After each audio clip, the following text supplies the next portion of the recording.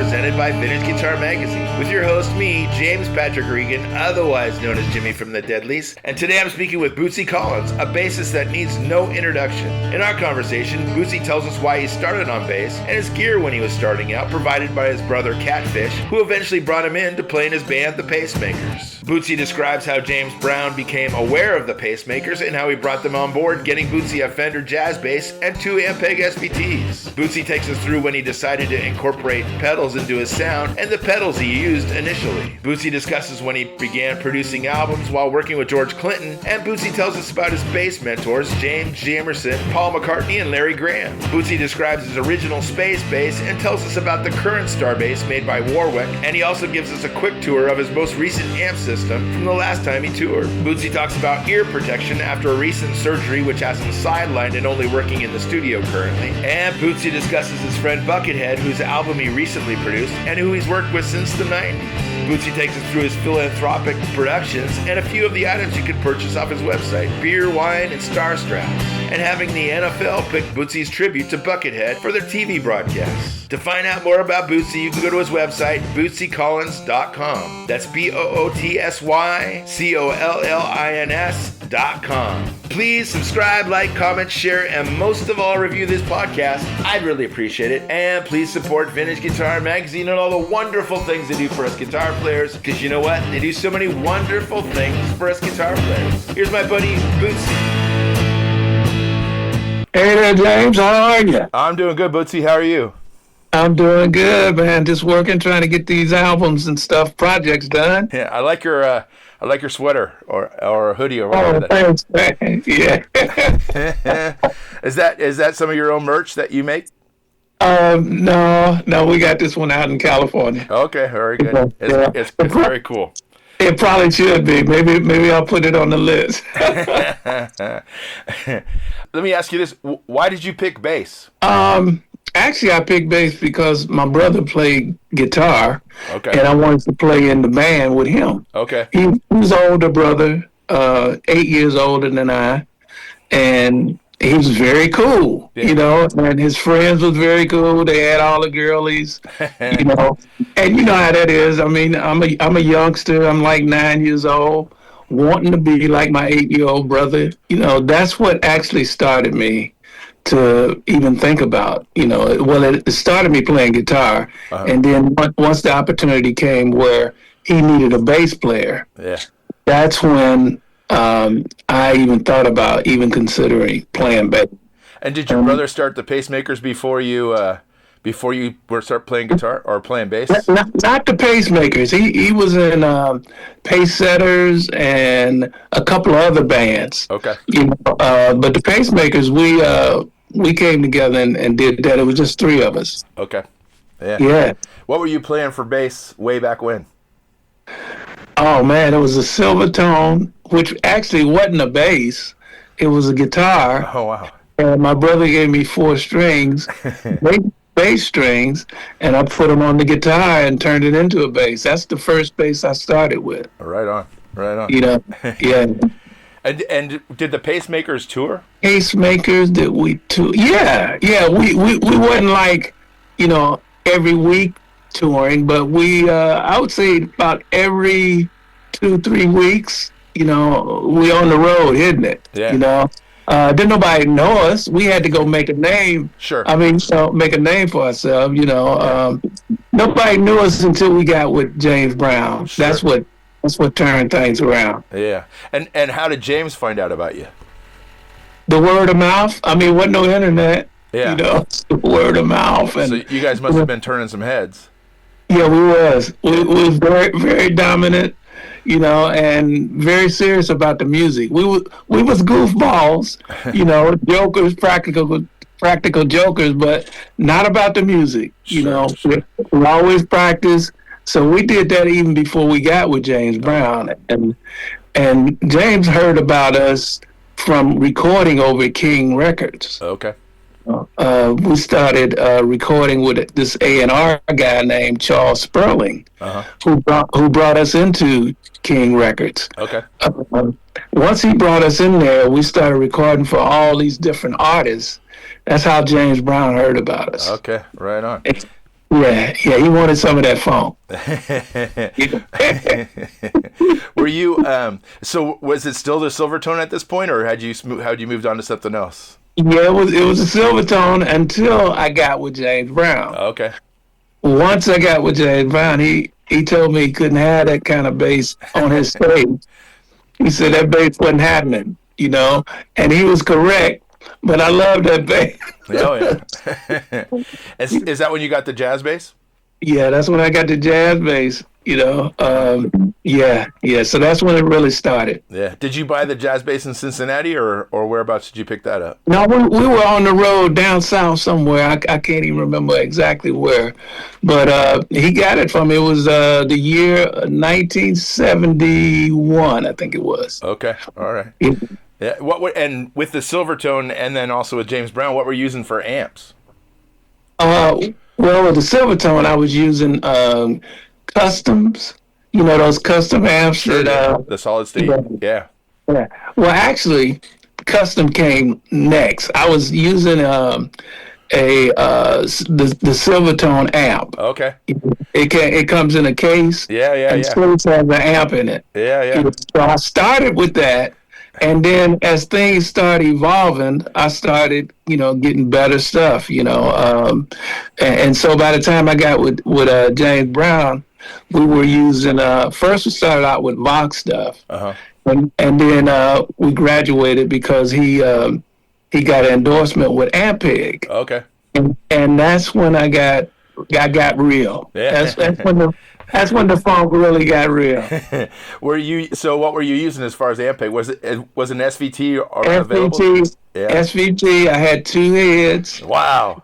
And I had because James asked me what did I want, and he should have knew not to ask me what I wanted, But he asked me, and I told him 2 heads. He said 2 heads, and I said and 2 of the 8x10 cabinets. Yeah. So I had one on one side, one cab on one side, and one on the other. Yeah. And the 2 heads was right there, so I could, get to them. Yeah.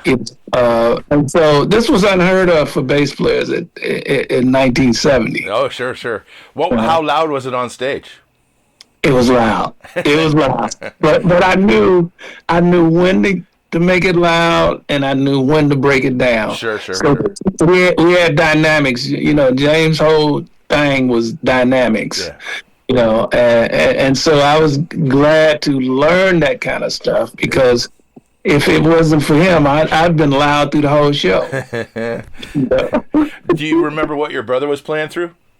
Yeah, he was playing through Ampeg. Yeah. Like the 212. The V4s or something? Yeah, the one with the 212s. Yeah. Well, actually the 412s. Yeah. Right on. So and then he had the Vox guitar, the one with the wah-wah, the distortion, and the tuner. Yeah. Oh man, that was actually I still got that guitar. Do you really? Yeah. Right on. Yeah.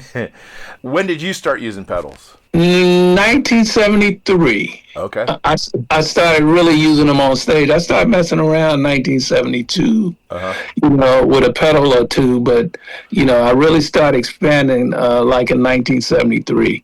And actually, that's when I got my first pedal board. Bass players didn't have no pedal boards. I mean, So yeah, that's when I kicked it off with the pedal board, and started that with George Clinton, Funkadelic. Yeah. And did you use pedals when you were with James?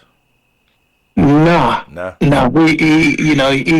didn't hate Jimi Hendrix, but it was like he didn't want it playing on his bus. And that's what we did every night after the show. Do you remember what your original pedals were? Yeah.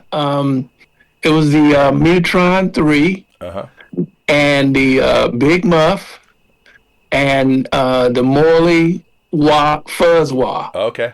Wow. Those were the 3 I started with. Right on. Yeah. And then that grew, and it just continued to grow until this day.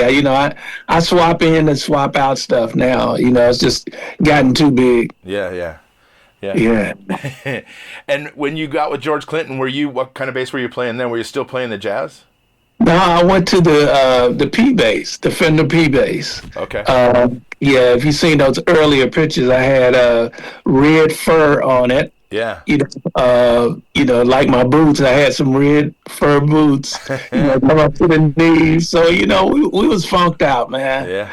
Kind of funked out. But that P bass is actually in the Rock and Roll Hall of Fame now. Is it really? Yeah. Without the fur, though. Right. I had it redone. Once I got with George, I was at least making a couple hundred a week. Yeah. So I got a chance to, do some things that I wanted to do. Yeah. Yeah. Right on. When did you start working as a producer? Oh, wow. That's a good question. Let's see. It was before Roger. It was. Let's see, was it Microwave? Let's see, it was Roger and Zapp. What year was that? That was 1979, I believe it was, because it came out in 1980, 1981. Then I did Godmama. That was like around 1981. So I would say the latter 70s going into the 80s. Okay. And was it just out of necessity, or were people coming up to you and saying, hey, could you help us out here? No, I started doing it because I felt like I could do it. Yeah. I was putting tracks together, and anyway, I mean, working with George, the tracks would pretty much be there because I pretty much did them, laid them down. I knew where everything was at. Yeah. Bernie would come in, add his sauce, and Gary Scheider, Eddie Hazel, they would come in and add their stuff. And, George was always the last one to the party because he'd bring the party with him. The extra part, the ones that get in your way while you're trying to do music. Let me ask you this. So early on, who were your bass guys? Like, who are you listening to? Oh, man. The top of the list was James Jamerson. Okay. That whole Motown thing, because that affected everybody, I think, in that era. Uh-huh. Paul McCartney. I mean, I not only his bass playing, I just love the melodies, that the whole song start taking shape of. Yeah. And so, and then when Larry Graham busted on the scene, he took everybody by storm with the slap bass. Sure. Yeah. So I learned from all of them. Yeah. Did you ever get to meet either one of those guys? Paul and Larry. I toured with Larry. Okay. But Jamerson, I tried to meet him, but they wouldn't let us in at Motown because we looked too crazy, It's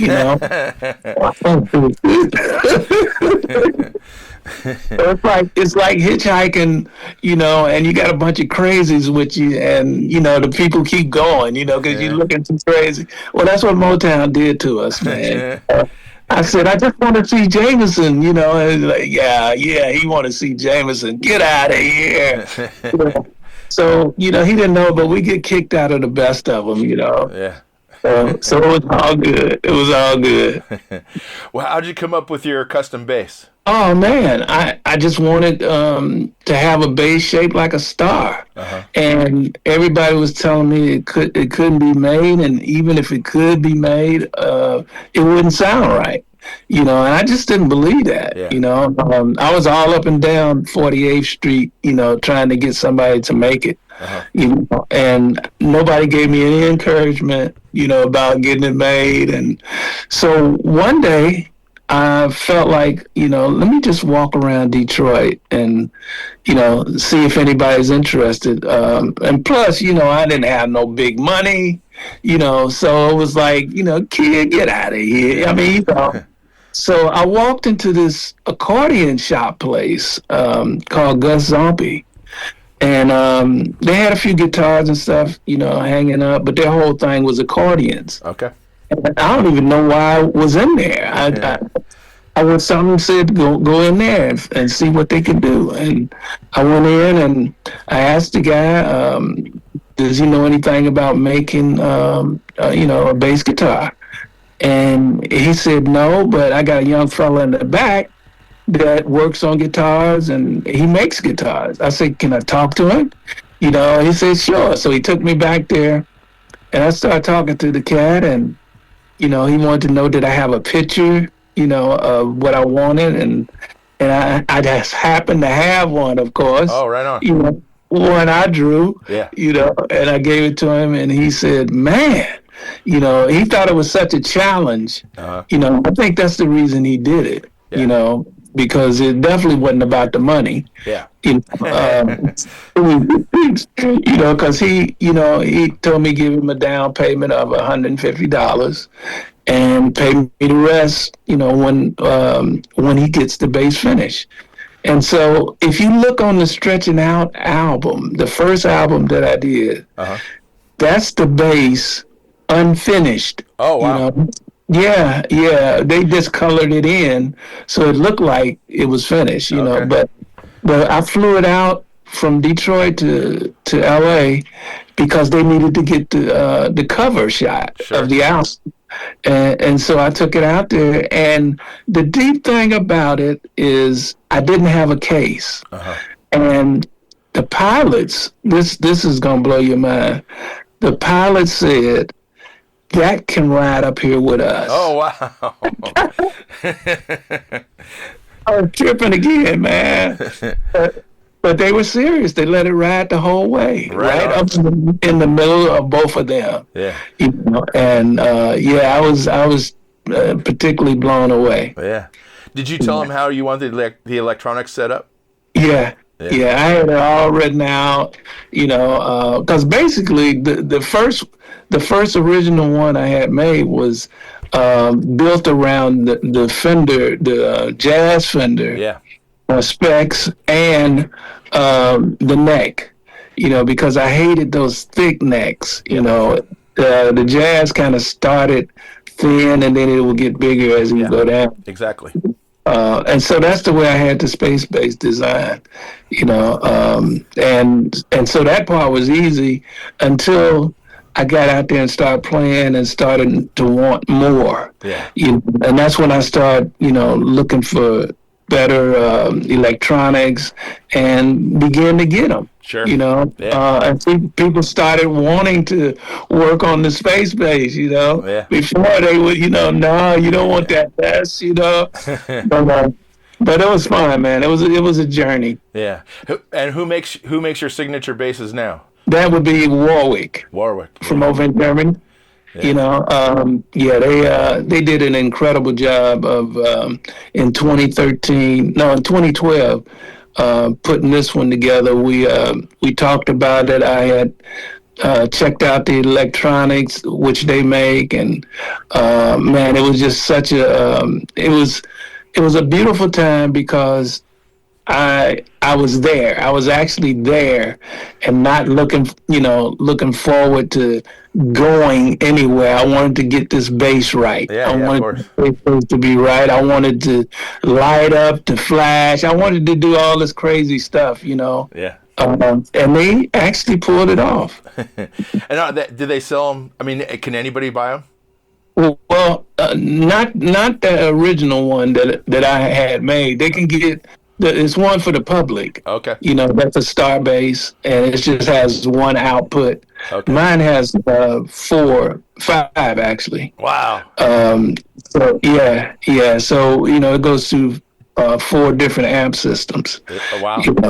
So it's a different beast. But like I said, it just took time and experimenting with sound. Yeah. Of course. And pedals and so that was my other thing besides just playing the bass, was finding the sound. Oh yeah. That didn't sound like everybody else. Yeah. And so your current rig, like if you were to go tour right now, what does your current rig look like? It's got like the 5,000 two 5,000s Crown amps. Okay. And QCA has got two of those. What's the number on those? I think it's 4,000s. Okay. And then it's got two 2,500 crown amps for the highs. Okay. You know, so you got the lows, you know, you got the mids, Yeah. you got the highs, and you got the ultra highs, and you got the straight. And so what kind of cabinets are you using for these?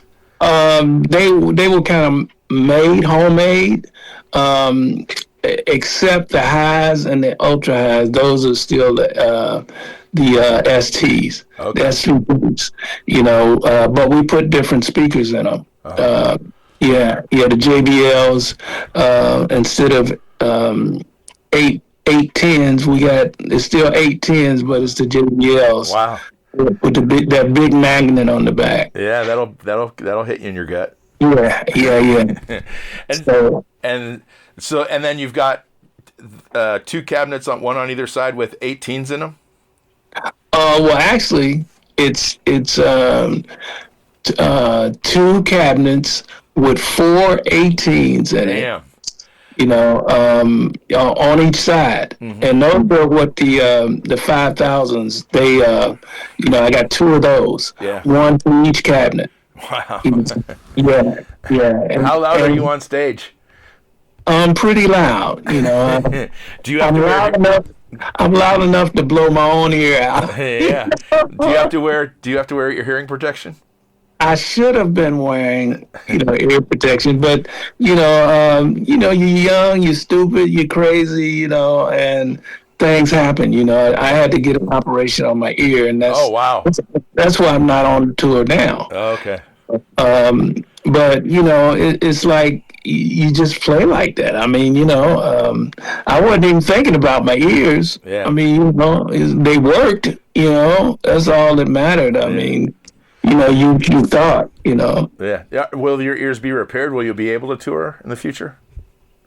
Well, that's you know, they just got me on a time off thing. Yeah. We'll see how that goes. You know, I'm actually working in the studio now because we don't have to do that loud, you know, that real loud thing. So I'm good. Yeah. You know, but I have to stay away from what that bass puts off. It's you know, and the other thing is once you get used to that sound, it's like, you know, I can't really play without that. Yeah. I mean, I guess I could, but you know, it would be a whole relearning process, I guess. Sure. You know, yeah, because you get used to that rumble. You know, it's hard to get away from it. Absolutely. Yeah. It's the foundation. Yes. Yeah. I love it. Yeah. Here's something completely different. When did you first hear about Buckethead? Actually, 1990. He sent me a videotape. Okay. And you know, when I put it in the videotape machine, I was like, dang, you know, because I'm looking at the front of it, I'm like, this cat got a bucket on his head. And I thought, this will be interesting, you know. So I put it in the videotape machine and started playing it. And he's in a room, you know, that looks like kind of like a jail cell. Uh-huh. And the door was shut, you know, the bed not made up. He's sitting in the middle of the bed, killing the guitar. Yeah. I mean, killing it, you know. And I'm like, I don't know who this cat is, but I got to meet him, and I got to play with him. Yeah. You know. And so I hit him back. He left his information and stuff. I hit him back, and next thing you know, 2 weeks later, he had flown out from California to Cincinnati, and we cut his first Buckethead Land record, you know. And it was out in 1991. Right on. Yeah, and it's funny you said that because we are now working on his new record, which will be out in October. Okay. Yeah. Wow. Yeah. That's great. I love Buckethead. He's incredible, man. Not unlike yourself, he's a huge character. Yes, he is. And he backs it up with substance. And you know what's really deep is he's really like that. You know? he's like Gonerville, man. For real. Yeah. You were working on that record. Are there other projects you have in the? Yeah. Well, actually, we just put out the album of the year, #1 Funketeer. Yeah. And the next one will be the Buckethead new album, and then we're working on it's a couple of projects we're working on that have singles. This Cancer project that we're doing, I'm doing the theme song on that. It's a Woman's Helping Woman event that's coming up that I did the song for that. And so it's those kind of things that's giving back to the community that I'm really into now. I'm into musicians and getting different musicians together and seeing what we can come up with, and so, it's kind of like fun again.